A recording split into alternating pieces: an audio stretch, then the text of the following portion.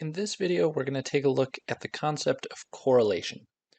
In the last few sections, we've looked at the different types of data that we can collect, how to collect that data, and how to compute some basic descriptive statistics, the mean, median, mode, range, variance, standard deviation, z-scores, percentiles and quartiles, all that good stuff.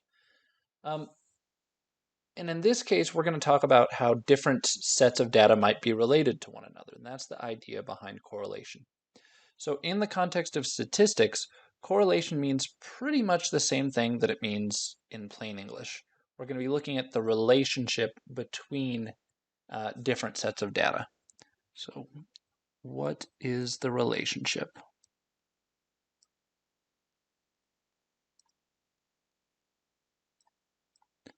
between sets of data?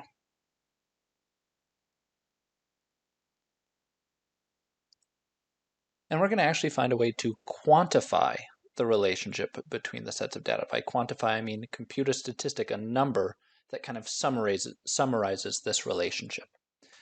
So the easiest way to start talking about this, I think, is by just jumping into an example. So let's start with this. Let's say that I'm interested in something related to basketball players. So we have a data set, and it contains info on NBA players,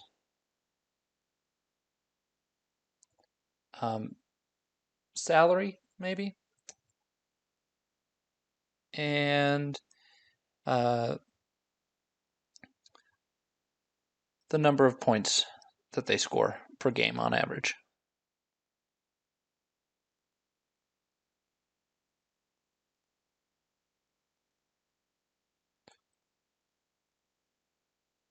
Okay, so let's say that our data set looks something like this. So I'm going to put it in a table.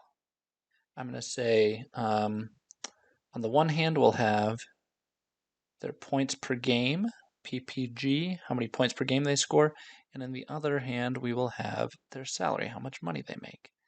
And I'm going to put it in a table like this. And so let's say that the first player scores 8.8 points per game, and they make, and maybe I'll leave off the dollar sign so I don't have to rewrite this a million times. Maybe this person makes $10 million a year. It must be nice to be a basketball player in the NBA. And the next one scores 12.5. This person makes 9 million. Then 25.7 and 28 million. 18.9 and 24 million. 16.2, 23 million.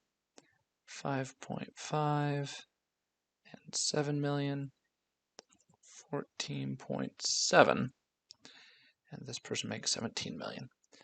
Okay, so here's the table containing that data.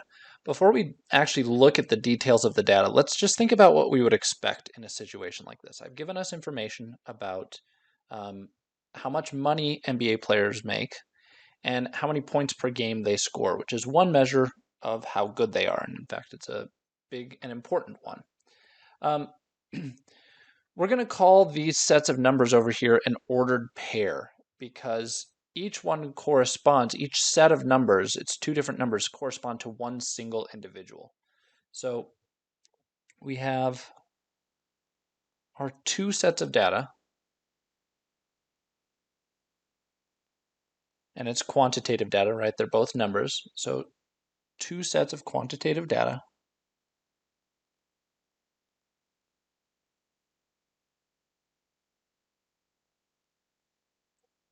that are related in some way. And in this case, we know they represent individual players. So one player, this top line represents one player, the next line represents a second different player, third line for a third player, and so on.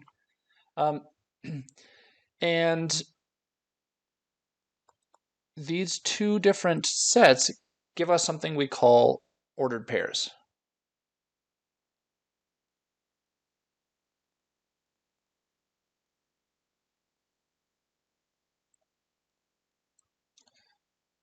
And we can use these ordered pairs to create something called a scatter plot.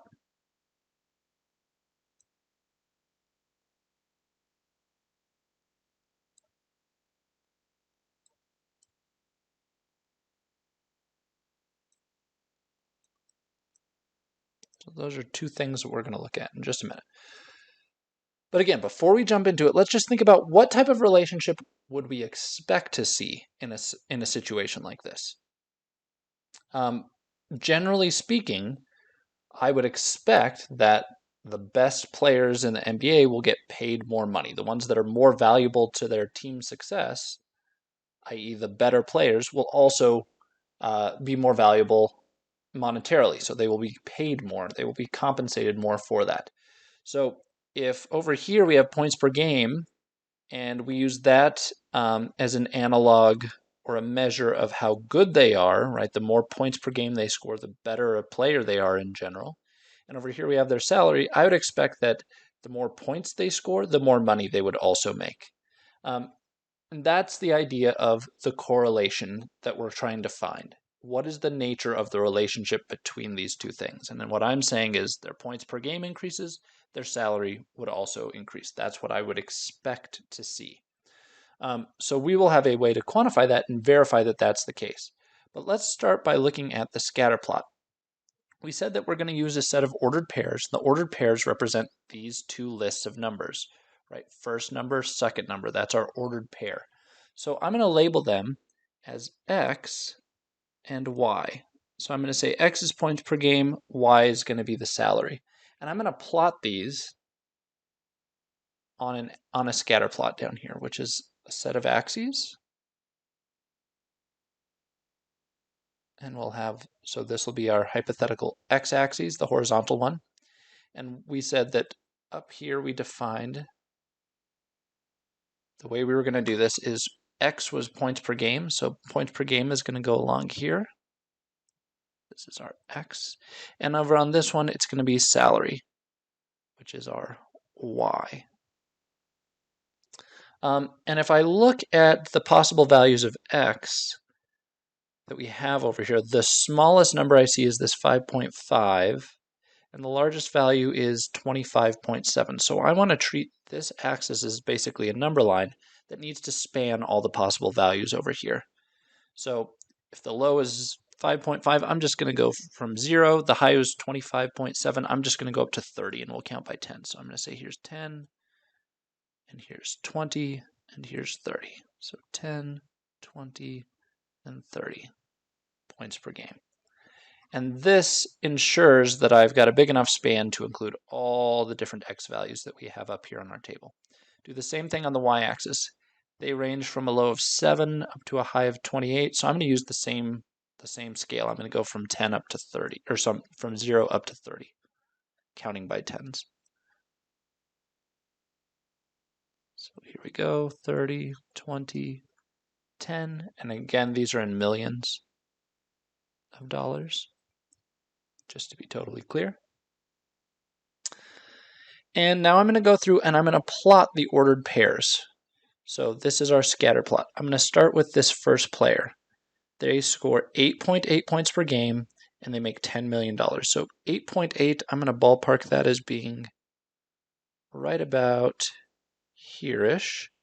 And so right about there, and they make $10 million per game. So I'm going to just do some dotted lines. These aren't part of the plot. They're just to show you how I'm picking where I'm putting this point. So that point right there is meant to represent about 8.8 points per game and a corresponding salary of $10 million. And again, these dashed lines that I drew in are just to kind of show you how I place this. We're just plotting points on a normal XY grid. You've probably done this in a math class in the past. And we're just going to do it for each player. So in this case, we have 1, 2, 3, 4, 5, 6, 7 total players. So I'm going to have 7 different dots on this. So let's do the next one. It's going to be at 12.5, comma 9. So 12.5 would be over here somewhere. 9 is up a little bit below the height of the one that we just did. So there's that second one. I'm making these dots a little big just so you can see them on the screen here.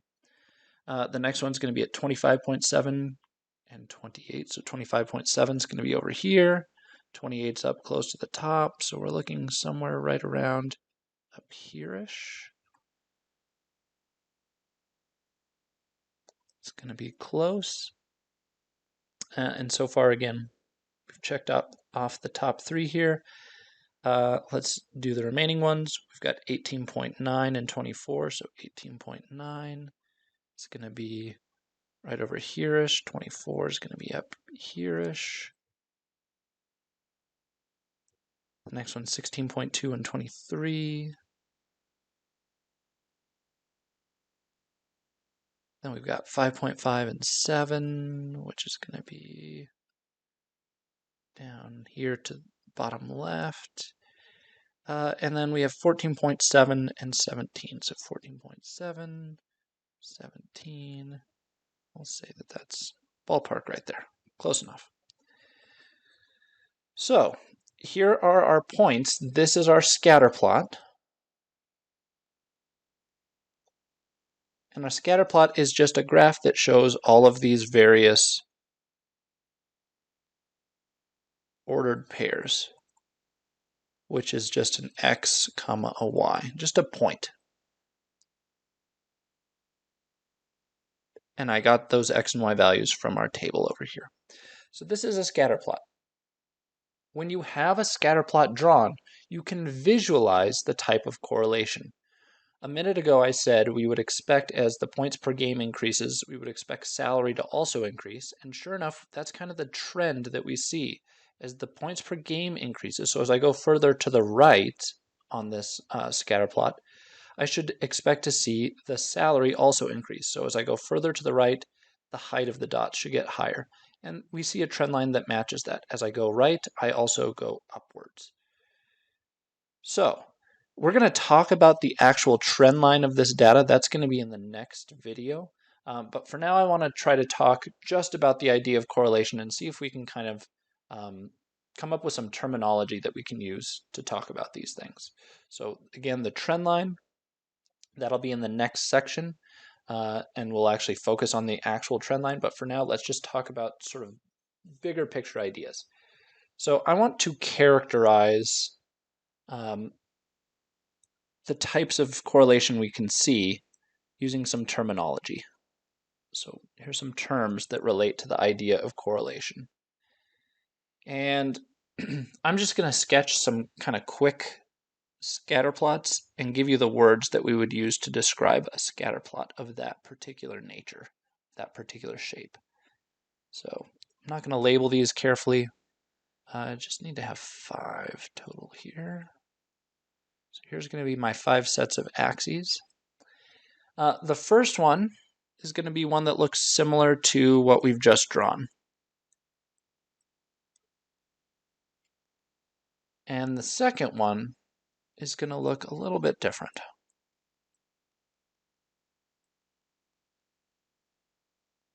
Okay, so here's the first 2 scatter plots that I want to talk about. In this case, we have a trend line or a trend amongst our dots that looks similar to the one that we just drew. In this case, we say that this has a positive linear correlation. So that's going to be the terminology that we use for this one. This is positive and linear. Positive means that as one variable increases, so does the other variable. So basically, whenever we have a trend line that kind of goes up and to the right, if you want to think about the slope of the line back from an algebra class, if we have one that goes up and to the right that has a positive slope, that's what we call a positive correlation as well here. So as one variable increases, so does the other one. Or alternatively, you could think of as one variable decreases. So as I move to the left along the horizontal axis, I will be moving down in the vertical axis. So positive correlation just means the 2 variables move in the same direction together. They move together. That's a positive correlation. Linear means that it's more or less following kind of a general straight line. So if this one's called positive linear, then this second one is what we're going to call negative linear.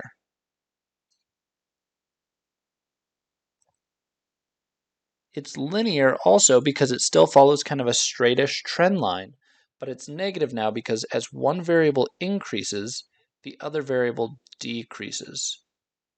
So we can talk about an example of something that might have a negative correlation in just a minute.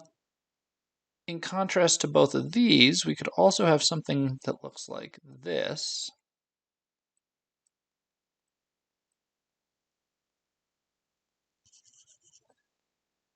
And for good measure, let me just toss in a couple extra here. There we go.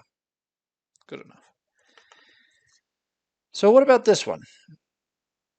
It looks vaguely like the first one, but these points are all way more spread out. They don't nearly follow a trend line like this first one did. So in a situation like this, the relationship between the two variables is a little bit less clear. It looks a little bit more random. It's not totally random because there's no dots down here, there's no dots up here. So the way that we would describe this one is it still has a positive correlation because we can still kind of see an upward trend, but it's a much weaker correlation. So we would say that this one is weakly positive and also linear. So we have this idea of positive versus negative. We've talked about linear. And then we have this idea of strong versus weak, strong correlation versus a weak correlation. In these first two pictures, the correlation is pretty strong, and we know it's strong because the trend line is very clear. In this one, the trend line is less clear, and so we would say that that is a weaker correlation. Whenever the points are a little bit more spread out, appear to be a little bit more random, that's a weaker correlation. In addition to these, it's also possible to have situations where our points don't really follow a line. Maybe they follow some sort of curve. Looks something like that. In this case, it's still positive. The correlation is still kind of going up and to the right, but it's nonlinear now. Doesn't follow a straight trend line. And we could have something similar, with our points where they do kind of a curve and go down like that. And it would be negative and nonlinear. So for us, we're basically going to ignore these two bottom cases. We're not going to worry about the nonlinear cases. We're only going to focus on these top cases, which are linear. So let me write that out. We'll only focus on the linear cases.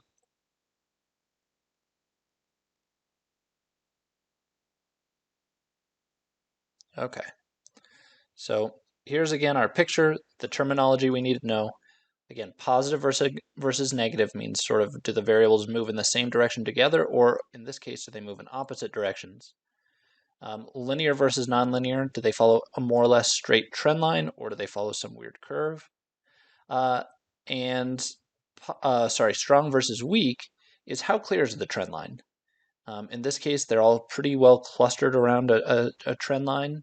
It's very obvious that there's a pattern to these, same thing here, but over here that pattern is less obvious, so it's going to be a weaker correlation. So that's kind of the idea. So looking at these, how would we characterize the example that we already did? It looks fairly clear that there's a fairly clear trend line. I would say that this is a positive, linear, and fairly strong correlation. So I would characterize the correlation here as positive, linear, and fairly strong. So a strong positive linear correlation. Okay. Real quickly, in this context, before we move on, I mentioned I'd talk about this. What is an example of a negative correlation? What's an example of a correlation where the variables move sort of in opposite directions of one another?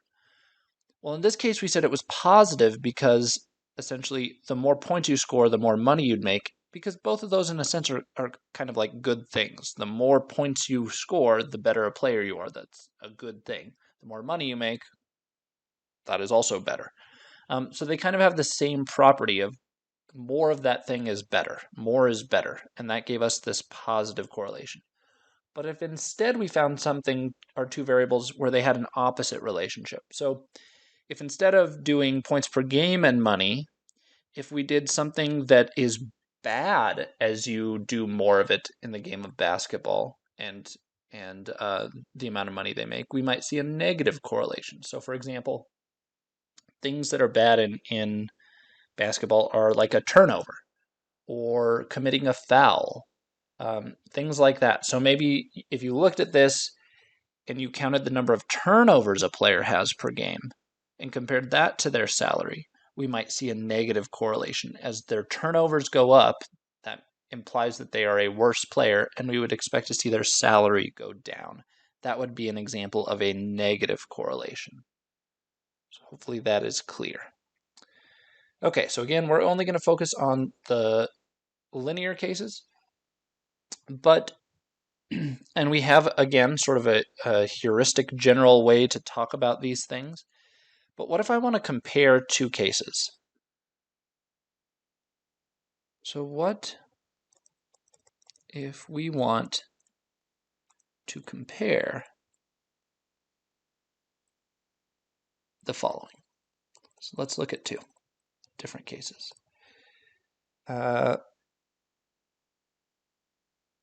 Here's one,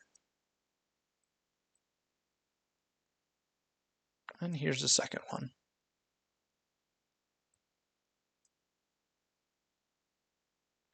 So both of these appear to be positive, linear, fairly strong correlations. But which one has a stronger correlation?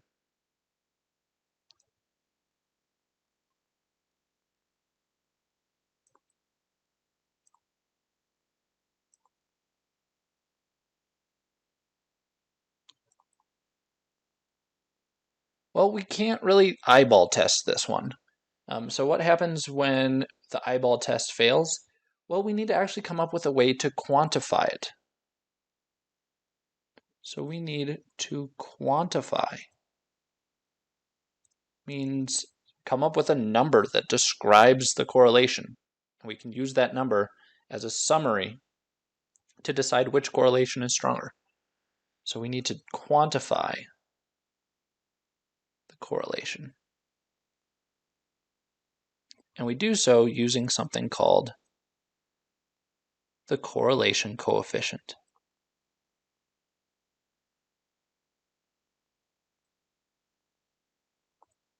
And the correlation coefficient is going to use the lowercase letter r. That's going to be the name of the variable, the symbol that we use for the correlation coefficient here. So let me give you a definition of this. It's going to be a big, long definition with a big, ugly formula, and then we'll go back and see if we can try to understand why this formula looks the way that it does. But let's start with that definition. So let me give you the definition of the correlation coefficient. So if you're given an ordered pair of data, so given an ordered pair of data that looks like a big long list of a bunch of x values, a big long list of a bunch of y values, just like the one that we had before. And these two sets of data have sample means of x bar and y bar. So x bar being the sample mean of the x list, y bar being the sample mean of the y list. And sample standard deviations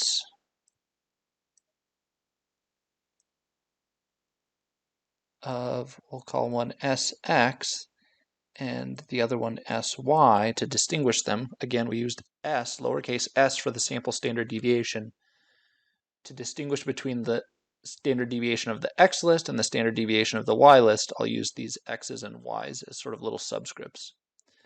So we've got our two means of the two lists of numbers, and we've got our two standard deviations of the two lists.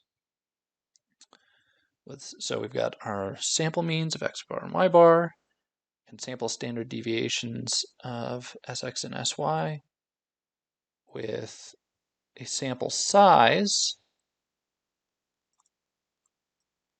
of n, so lowercase n, the same thing we've been using for sample size, then the correlation coefficient is the following.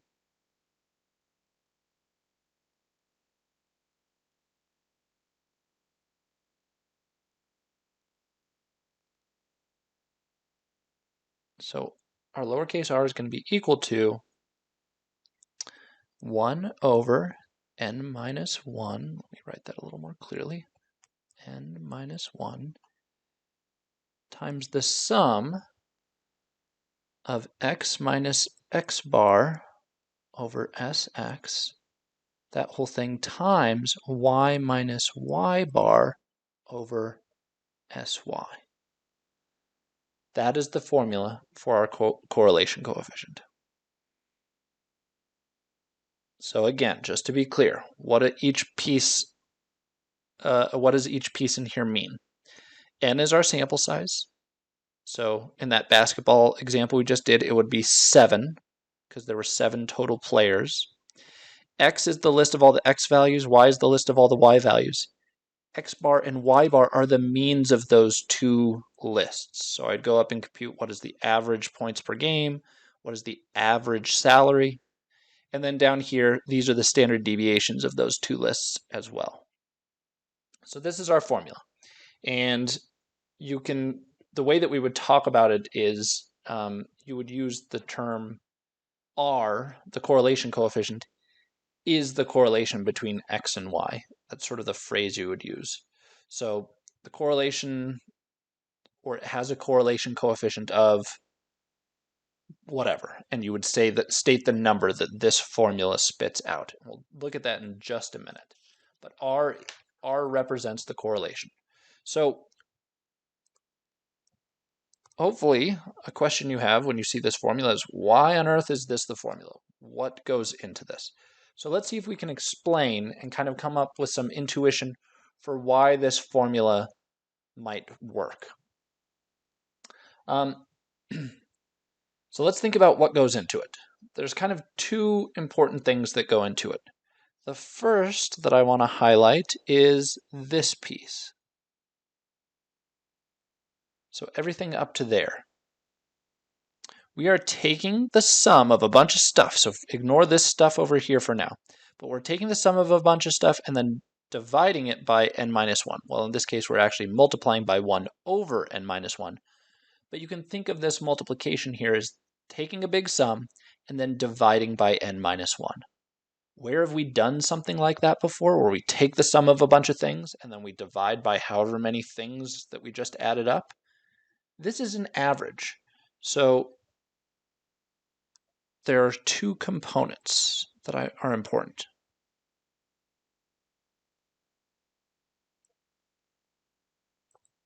And the first one is this mean that we're computing. So this part, the 1 over n minus 1 times the sum, this thing is a mean, right? That's what this piece is. We're computing a mean. What are we computing a mean of? Well, we're computing a mean of this, x minus x bar over sx times y minus y bar over sy. So we're computing the mean of some stuff, and here is that stuff. What are these? So this part corresponds to this part. What are these? There's clearly two pieces that we're multiplying together, and then we're going to take an average of this big long list of numbers that this spits out. But what are these two pieces individually? This one with all the x's, this one with all the y's. Well, we're taking a value, we're subtracting off a mean or an average, and then we're dividing by a standard deviation. We have seen these before as well, but you might not recognize them because this is kind of a fresher topic. These are z-scores.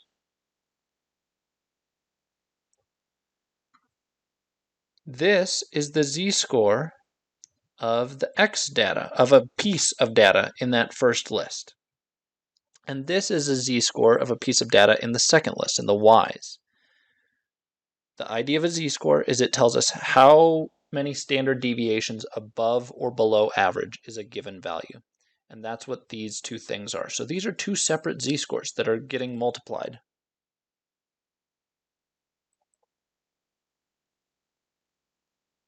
Together. So we're taking the mean of a bunch of z-scores that are multiplied together. Why is that helpful? So let me just, these were our two different components. So with this in mind, I want to now go back to a picture. So let me do an example, and let's see if we can come up with kind of some ideas of how this formula would work, why these pieces are important. So we've broken down what components go into this. Let's see why these would give us a correlation coefficient, something that would tell us about the correlation. So let me start with a scatter plot. And let me just put a few points down. So let's see, we've got one there, there, there, there, there, there, there, and there. Here's our scatter plot.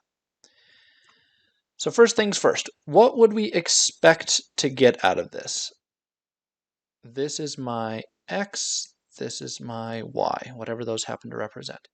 But how would we characterize the correlation based on those terms, the terminology that we were using earlier?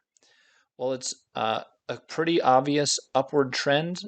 So this would be a strong positive linear correlation. So this is going to be strong, positive, and linear.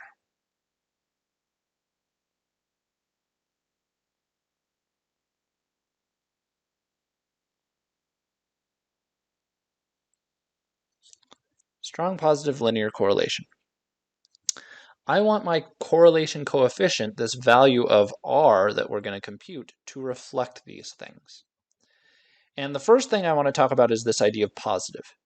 If we're computing a correlation coefficient, meaning a number, it's going to spit out some number for R. Whenever my correlation is positive, whenever I see one of these trends, I want the number R to be positive.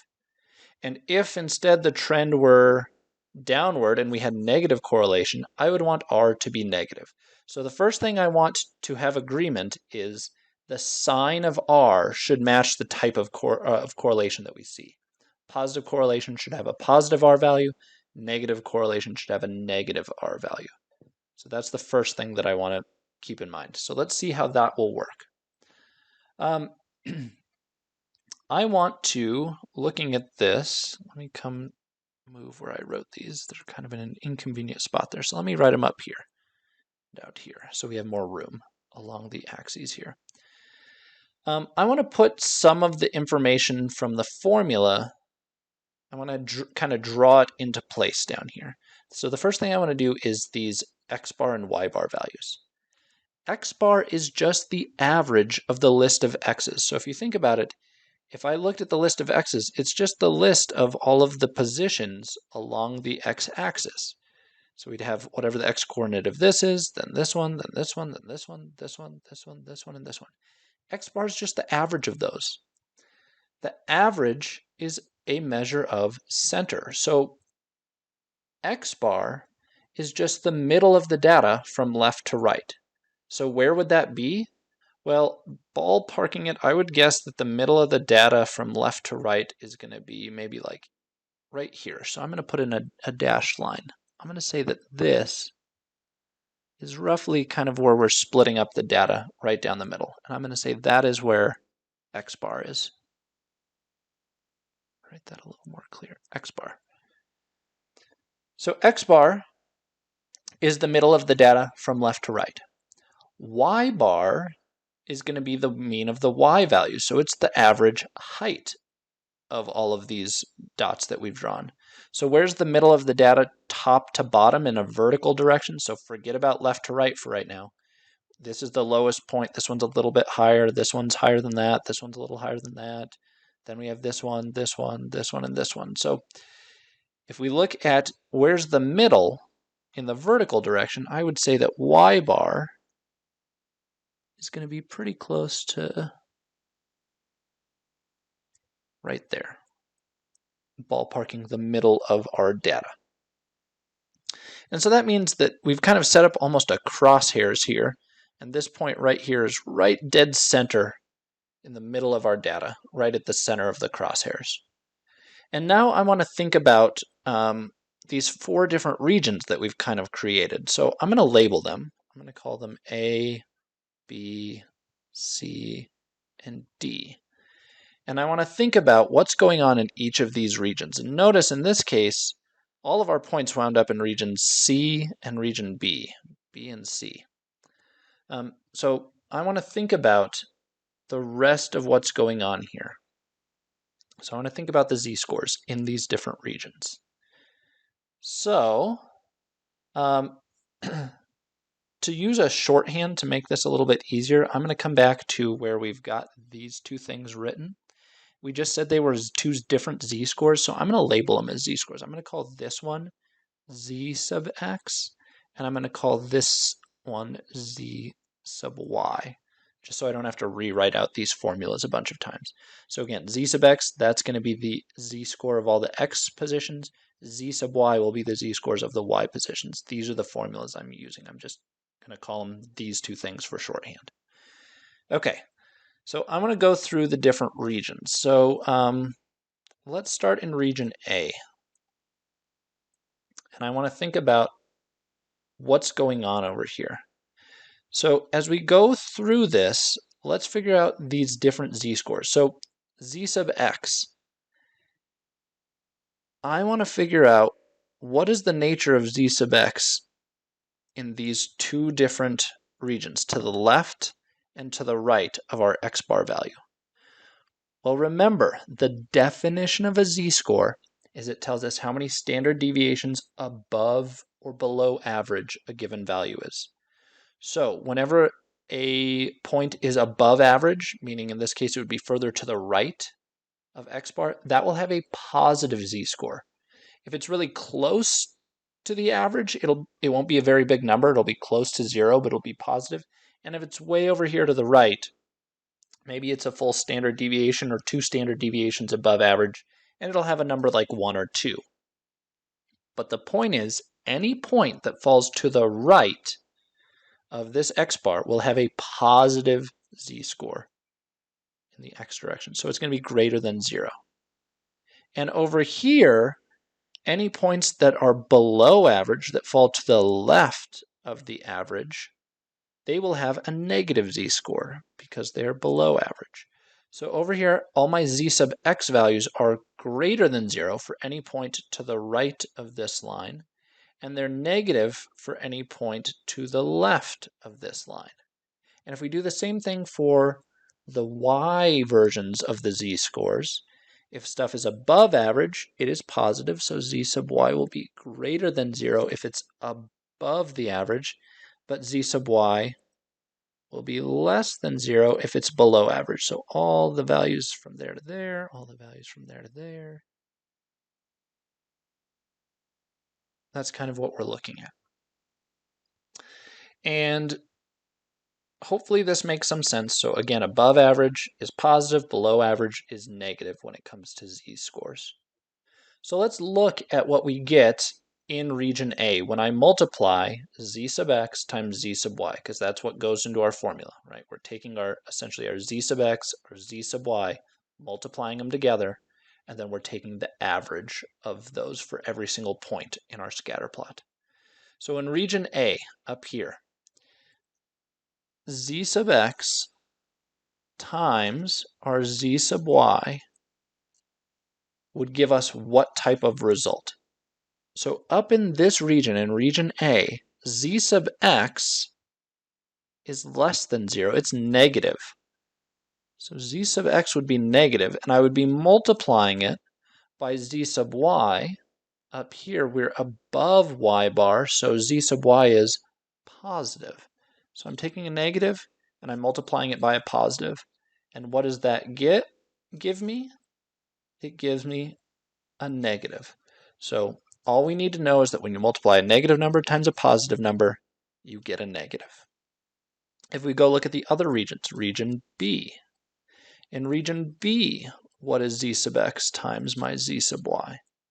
So in this region, region B, z sub x is above average because I'm to the right of x bar, right? So anything to the right is positive. And I'm multiplying it by z sub y, which is also above average, so it's above this line. It is also positive, so it's a positive times a positive. What do you get when you multiply a positive number times a positive number? You get a positive number. And as we move through the other regions, so in region C, z sub x times z sub y.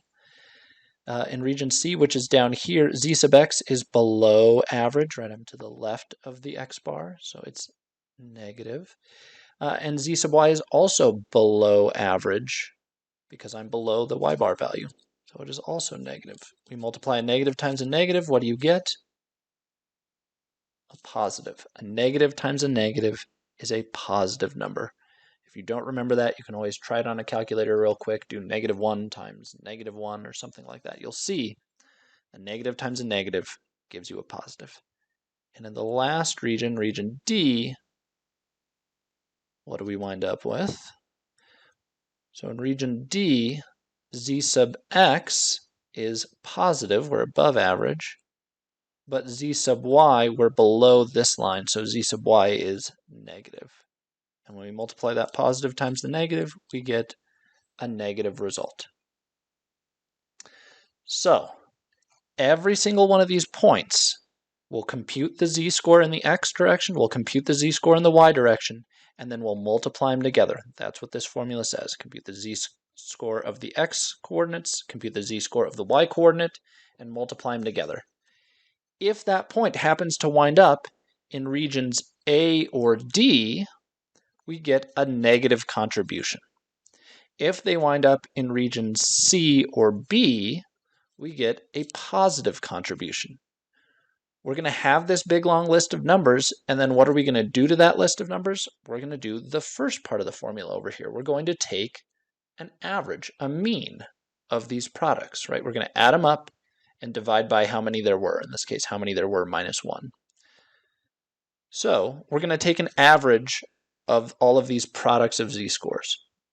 In our case, notice all our points were in regions C and B. So all our values were positive. What happens when you take the average of a bunch of positive numbers? You'll get a positive number. If instead our trend line went downward, that would mean most of our points were in A and D. And that would mean that they would each be giving off negative contributions. When you take the average of a bunch of negative numbers, you get a negative result. That's what makes it so that when our trend line goes up and to the right, we get a positive number for our correlation coefficient, whereas if it went down and to the right, we would wind up getting a negative contribution. So let me just write this down. If the points are mostly in, if they're mostly in, looking at our picture, let me just get it all in the frame here. If they're mostly in A and D, we're going to get a negative R.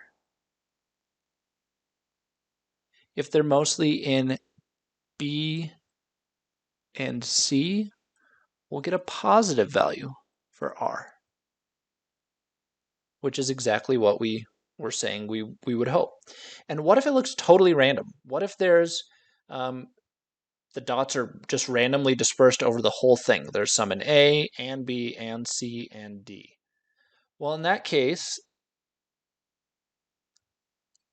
if they're in all of A, B, C, and D equally,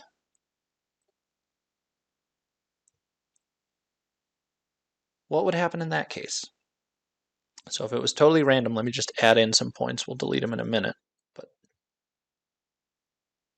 right, what would this look like? Well, now I have these positive contributions in B and C that we're adding up when we take our average. Then I have these negative contributions in A and D that we're adding up. I'm adding up a bunch of positive numbers and then a bunch of similar negative numbers. And the end result is we'll take a bunch of positives, add a bunch of negatives that all are roughly the same, and we will get a number really close to 0, which makes sense. This looks random. If I had to say what type of correlation is here, I would say there's no correlation. It looks totally random. So we'd get R approximately, it wouldn't necessarily be exactly 0, but we'd get an R value close to 0.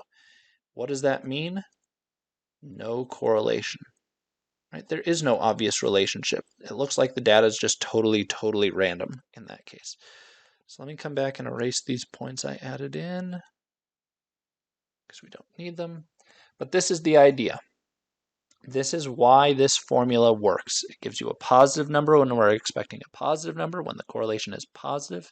It's going to give you a negative number when the correlation is negative, and we're expecting a negative number. And if the data looks totally random and it's in all 4 of these little quadrants that we kind of created, then we would expect to see basically no correlation. We would get an R value close to 0. We'd have positive contributions added up with the negative ones, and they'd kind of cancel each other out.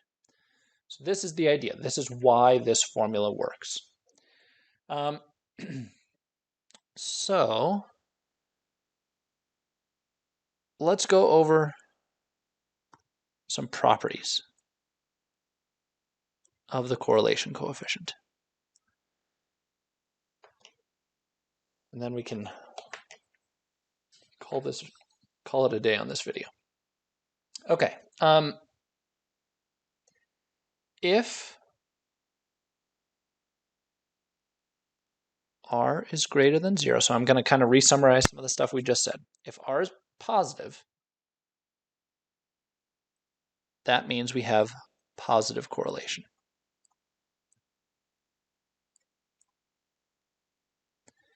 If R is negative, less than 0, that implies that we have negative correlation. And if R is equal to 0 or roughly equal to 0, that implies that we have basically no correlation. There is no clear relationship. It looks totally random. That's what it means. No correlation, or at the very least, weak at most. It turns out another property of the formula that I didn't go into is that the numbers that get spit out of that formula are always going to be between -1 and 1. So it's impossible to have a correlation coefficient of like 7. That is not possible. So another property is that the correlation coefficient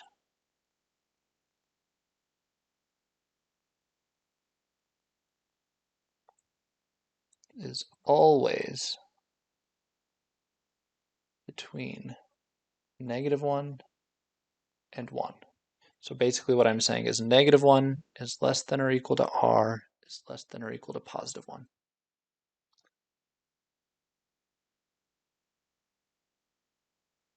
If R is very close to one of these two extremes, so if R is really close to 1, that's a really strong correlation. And if it's really close to -1, that is also a really strong correlation. So R close to 1 is a very strong positive correlation. R close to -1 is a very strong negative correlation. So if R is close to 1, that implies a very strong positive correlation.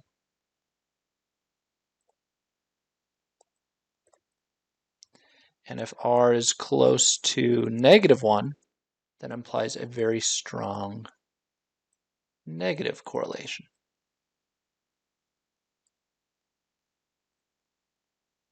What does it look like if R is exactly equal to one of those values?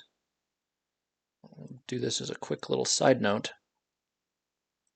If R was exactly equal to 1, What it means is the points fall on a straight line.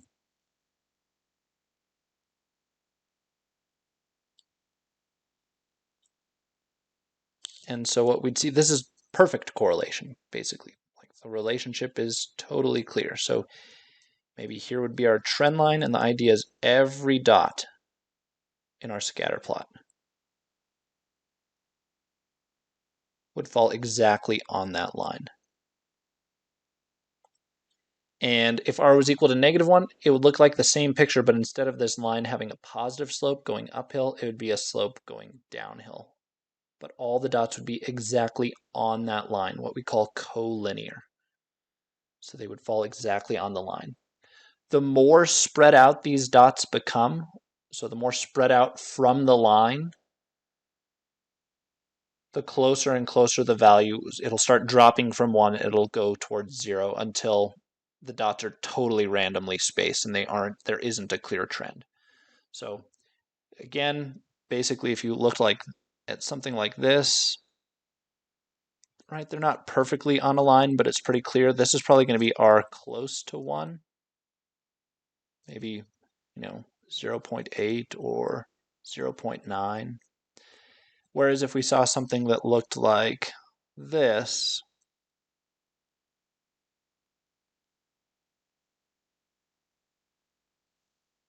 where it looks more random, there's still a slight upward trend to all of these.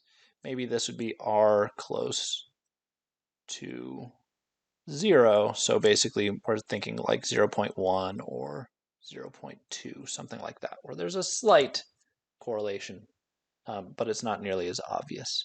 So that's kind of the idea. If it's an upward trend, it's going to be positive. If it's a very clear upward trend, we'd expect a number close to 1. If the trend is pretty unclear, if they look close to random, it's going to be a number closer to 0, 0.1 or 0.2. And then same idea, if the trend line were down, we would just have to flip the signs. It would be closer to -1, so like -0.8 or -0.9.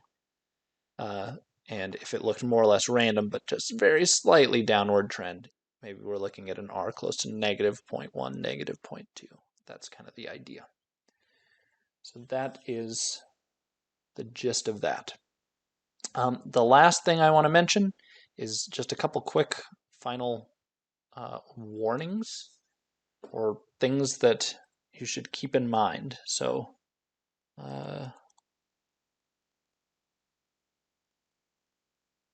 notes of caution, we'll call them. So things to keep in mind, things to just kind of be cautious of when you're dealing with this. The first is that R is not resistant to outliers.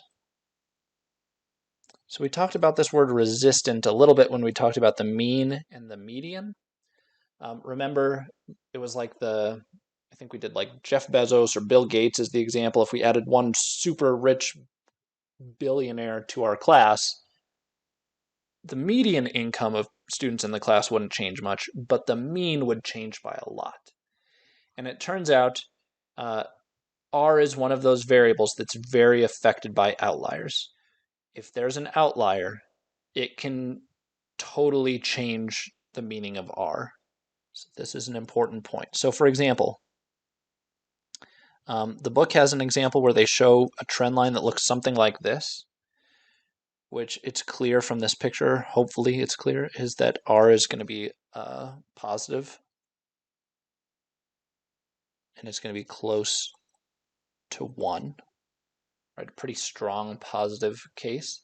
And then they throw in one outlier down here. And this single outlier is enough to actually make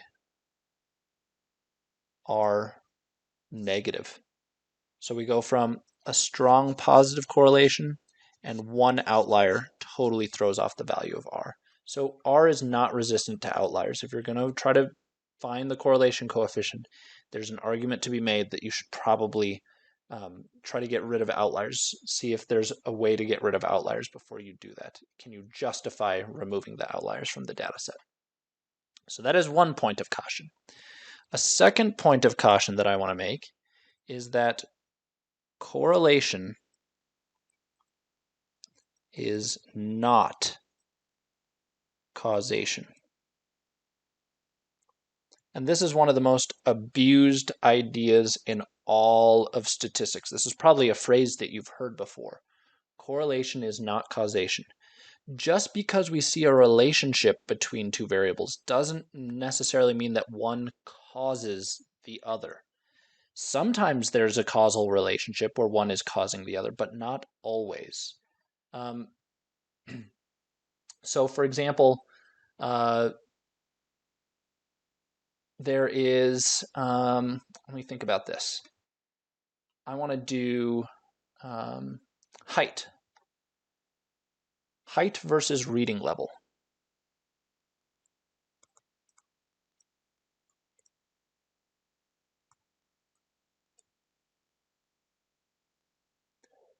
Height versus reading level has a very strong positive correlation.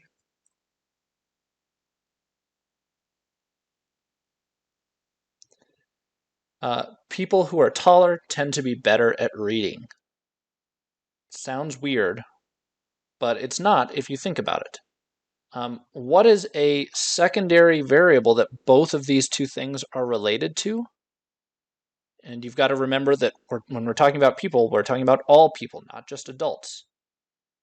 And it turns out the idea is once we include children, right, both of these are just related to age. The taller somebody is, the older they are. The older somebody is, the better they are at reading, right? My little 3-year-old, knows his ABCs, but that's about it, right? He cannot read, and he is short. Whereas I'm much taller, and I know how to read. So both of these are related to age.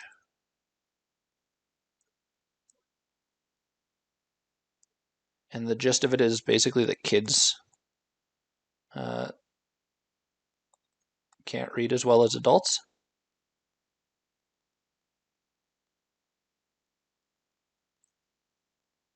And that's really the causal relationship.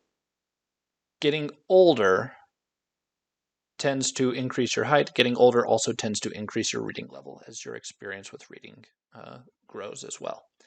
So this is an example of correlation not being causation. It's not that being tall makes you good at reading, and it's not like if you want to get taller, you should start reading a bunch of books because that'll help you grow. There is a positive correlation, but it's because they're both related to some secondary variable that's the one that's actually sort of the causal relationship that's occurring here. And sometimes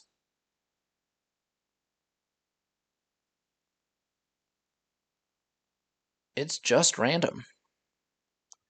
I was just reading about a study related to the coronavirus that said they were seeing a strong correlation. This was a very small study in one part of China or something, so it's to be taken with an enormous grain of salt. Uh, but it basically was saying that people who wear glasses are less likely to test positive for the coronavirus. And it's the people are trying to decide, is there a causal relationship? Is because the virus is airborne, maybe glasses give you more protection. If viruses get into your eyes, it's possible the virus could get into your body through like your tear ducts and your glands there. Some people were saying maybe people who wear glasses wear their masks more tightly because I, being somebody who wears glasses, know that if I just put on my mask loosely, my glasses are going to get fogged up. And so they're trying to decide, is this just a total random thing? Is it just bad data? Or is there something to it? Is one of these things actually causing the other? And they don't really know yet. This is a super preliminary thing. I don't think we can draw any conclusions from it. I just thought it was a funny, good example of what's going on right here. But if you want to see some examples of some of these random correlations, you can look at a website called tylervigen.com. This guy, Tyler Vigen, I think he was just like a graduate student with too much time on his hands, and he started looking up what he calls spurious correlations.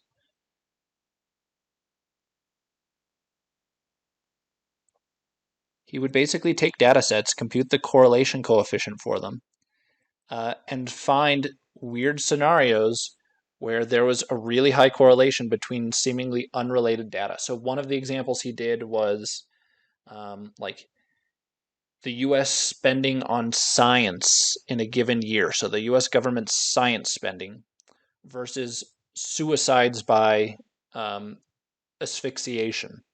The correlation coefficient was like 0.99. So U.S. science spending versus suicides by basically like hanging or strangulation.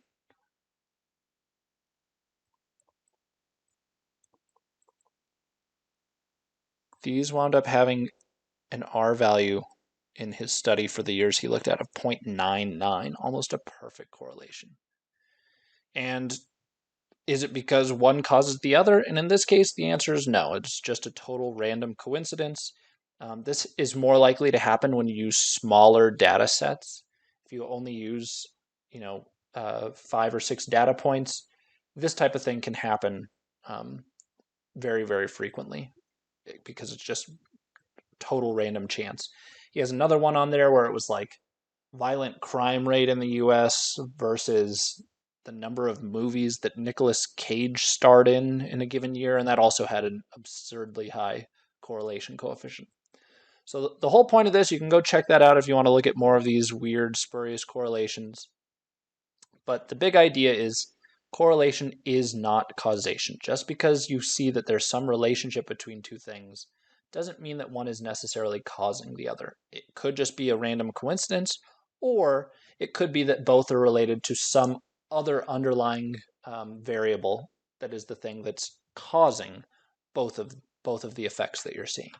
So keep these things in mind, and in the next video we will start to talk a little bit more carefully about this trend line that I've been drawing up here, because it turns out it's a really, really interesting and useful thing to talk about.